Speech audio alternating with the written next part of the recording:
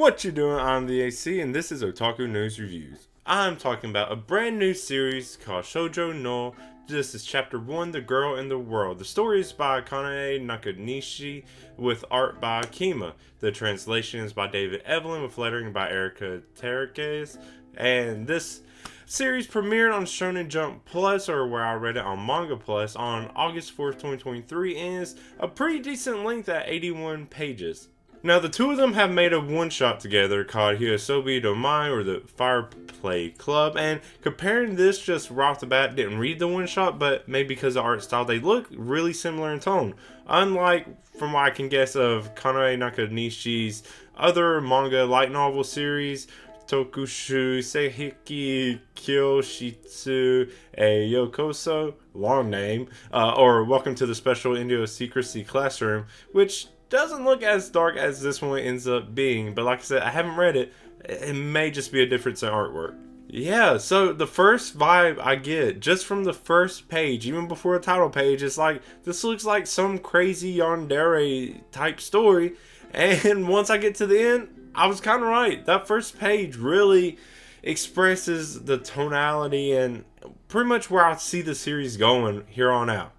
But this series revolves around like these gijins that are robots made from organic materials but are devoid of consciousness. It's 23rd century Tokyo, where most things are pretty much automated with a face. There's like these robot people that seem to do everything, except for some reason there's a truck driver that's human and falls asleep and crashes with a bunch of these military grade gijins in it. Then we cut to our main character hanging out with his friends, eating some food, and one of his friends, Chika, really in tune with the news, pretty much brings this up, saying how the whole news story and how this Ginjin named Fuji 93106 fled out of, like, I think it said 30 of them. And then we see the main character, Riaha, go home, and what do we find there but Fuji 93106, or as the Ginjin prefers to be called, Marie.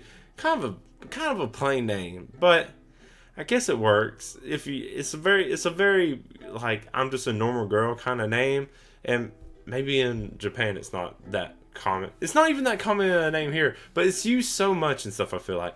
Anyways, obviously Riaha is keeping this a secret, kind of playing dumb to his friends, as we saw, but it goes immediately into a flashback. 7 years ago, his dad discovered that these Ginjins do have consciousness. There's apparently a bug that's implanted in their brain, and if you remove it, they go back to kind of just being human. Unfortunately, right when he finds that out, some police guys or military people, whatever, come in and kill everyone. It says apparently his dad was part of a rebel faction called Suichukai. And as soon as they find out the secret, they're all killed, which makes me feel like there's a spy, that since it happens so immediately. But luckily, Riaha, even though being a small child, and I guess this was right below his home, or maybe he was brought along to the secret place. That part I didn't think about until just now. I'm pretty sure it looked like just like his home, and this was like an underground hideout. Whatever. He manages to see that the Ginjin, they just like took the worm out, the bug. It doesn't go too specific to what this bug is. Escapes with this Ginjin named Nino.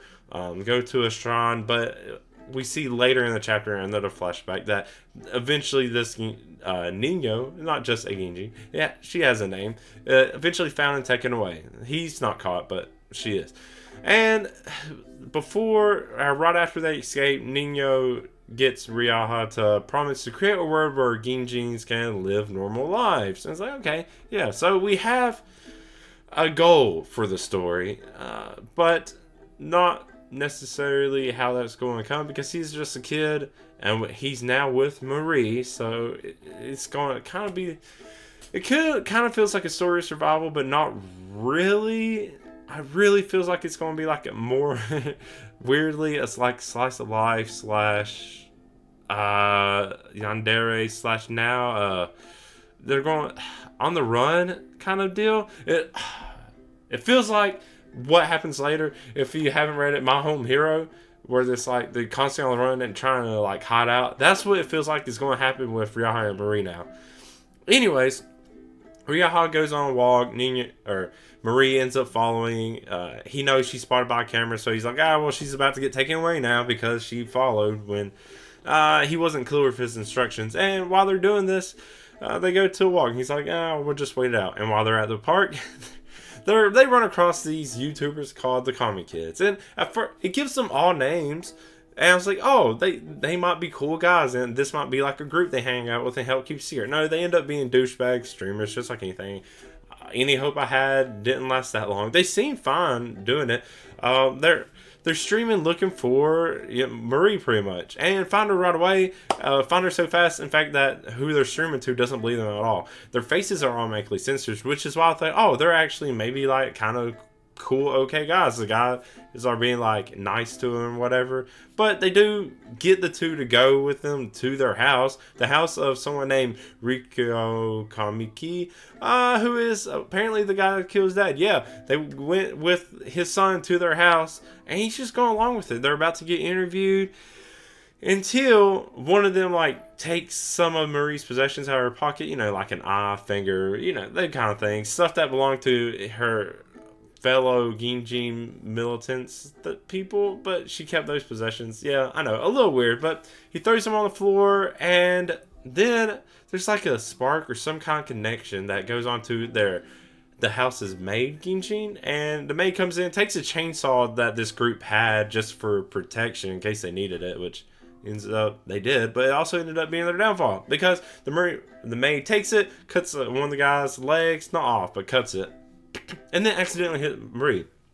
Well, luckily, manages to hit her right in the spot where the bug comes out. And since Marie has, like, super healing anyways, it doesn't matter. So now that the bug's out, she crushes it, and then she murders everyone. Except for Riaha, of course, because main protagonist. And then sets the house on fire. Even though, not the maid either. I wonder what happens to the maid, probably taken away. But yeah, Riaha almost stops her. And then he remembers, they're pretty much... Ginji are people too, and people treat them like shit, treat them like slaves. There's even a quick clip of like the Comic Kid took like a metal ball, he did 1,000 degrees and put it up to a Ginji's face. They're shitty people. This is the kid of the guy that killed his father. He's pretty much just like, it's your choice. And she did it. She killed everyone. It's brutal, and I love it. It's so great because it's not just like, the main character is going to be like super nice and super moral. And no, he's like, fuck it, do it. I mean, it's your choice. You're not a slave. You're not this robot everyone thought it is. You make your own choices. It's not. He almost like, no, that's bad. But then he's like, is it bad? Do you want me to stop? And he's like, no, it's your choice. He didn't even say do it or not do it at the end. He was like, make your own choice. She made her choice. And now that's over, she just wants to be like a normal girl. Even mentions falling in love. But there's one thing she definitely wants to do, which is to make a world where humans and Ginjin can coexist. And now she's like, but how does that happen? Well, you might have to kill all the humans. Besides Riaha, of course. So, yeah. You remember when I said this has like a yandere kind of feel from that very first page? It really does. And they're both like teenagers, so it might get rom-com, especially if she's human. It's not as weird if she actually is a robot or not. I don't think she's a robot. Because what this implies is there's someone out there that can either create life from nothing, just able to make organic robots that actually do have a conscience, and that may be the point because she can heal super fast.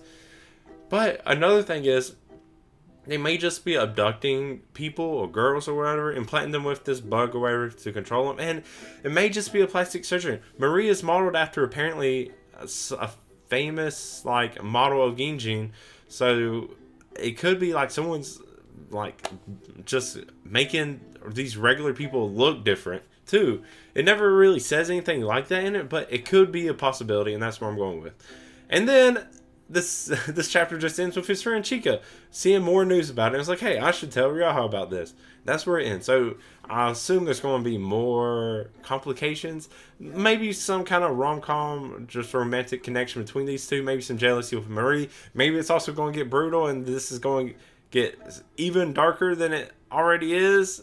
Who knows? But I'm super excited for this series. It was I didn't know what to expect. Like, yeah, I saw that first page. I saw the description. The description didn't really do it justice. There's so much more to it, but I mean, what can you say without spoiling it? It was so good. I'm really excited to see where this one goes. Like, there's been some good series coming out lately, but this one, I feel like really takes it. Ooh. So, going on, talking about the series title, Shojo is girl, of course, and then Null. It actually has many meanings, all of which apply to this. It could mean nothing, like no consciousness, right? Or it could also mean something like there's no binding, no legal bond, or whatever, which means, like, now that she's free from the control, there's nothing binding her to act like a robot, act like other gijin. And then the other really significant point is, apparently Null in like electronics things, I know nothing about electronics really, is it's like combining electronic signals or something like that to create a Null, which is kind of what she did with the maid.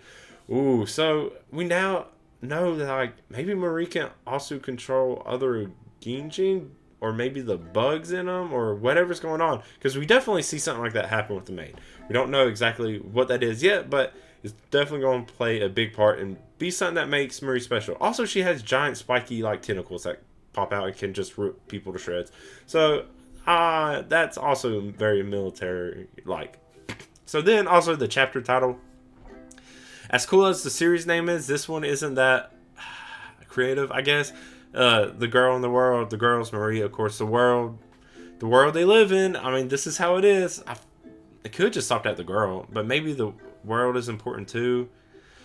I don't know. I feel like the chapter title name could have been something more creative, but who knows? Whatever. But yeah, like I said, really excited for this. But let me know what you think. If you think it's really cool, if you have your own theories, like someone creating life or plastic surgeon, stuff like that, or where you think this is going to go, what kind of series you think this is going to be. I don't know exactly where it's going to go. I mentioned earlier it might be something like yandere rom-com slice of life. It might be like an on-the-run kind of thriller suspense kind of story. Who knows?